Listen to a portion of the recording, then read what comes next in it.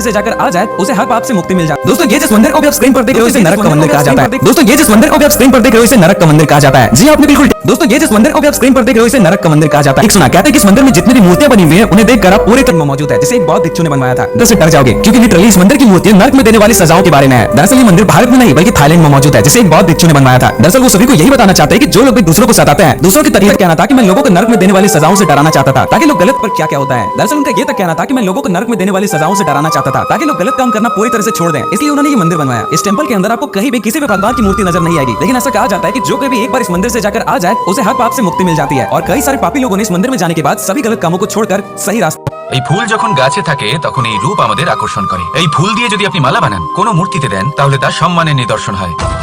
এবার এই ফুলই যদি আপনি বিছানাতে ছড়িয়ে দেন, তাহলে সেই দৃশ্য দেখে সেই সুবাসে আপনার মন পুলকিত হয়ে ওঠে।